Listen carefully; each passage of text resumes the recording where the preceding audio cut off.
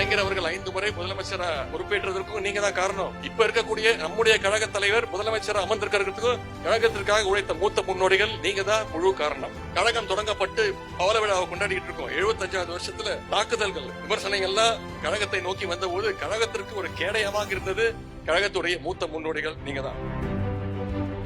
சென்ற கல்வியாண்டுல ஒன்றிய பாஜக அரசு தமிழ்நாட்டு அரசினுடைய கல்விக்காக ₹1 கூட ஒதுக்கல. மும்மொழி கொள்கையை ஏத்துக்கணும்னு வற்புறுத்திட்டு இருக்காங்க. எப்படியாவது தமிழ்நாட்டுக்குள்ள இந்தியையும் சமஸ்கிருதத்தையும் நுழைக்கணும்னு ஒன்றிய பாஜக அரசு முயற்சி பண்ணிட்டு இருக்கு. அது மட்டும் இல்ல, டீலிமிட்டேஷன் சொல்லி தமிழ்நாட்டுடைய உரிமையை, மக்களவை தொகுதிகளை குறைக்கிறதுக்கான முயற்சியையும் ஒன்றிய பாஜக அரசு செஞ்சிட்டு இருக்கு. இதையெல்லாம் எதிர்த்து குரல் கொடுக்கக்கூடிய ஒரே தலைவர் இந்தியாவில நம்முடைய தலைவர் அவர்கள் தான், நம்முடைய முதலமைச்சர் அவர்கள் தான். இதையெல்லாம் தட்டி கேட்க வேண்டிய அதிமுக இன்னைக்கு பாஜகவோட கூட்டணி வச்சிருக்கு. தலைவர் அவர்கள் குறைந்தது 200 தொகுதியில ஜெயிப்போம் அப்படின்னு தலைவர் சொல்லியிருக்கிறார். உங்களுடைய ஆதரவு இருந்ததுன்னா நிச்சயம் 200 இல்ல 200க்கும் அதிகமான தொகுதிகள்ல நம்முடைய திராவிட முன்னேற்ற கழகம் ஜெயிக்கும்னா இங்க வந்திருக்கக்கூடிய மகளிர் அது உங்க கையில தான் இருக்கு.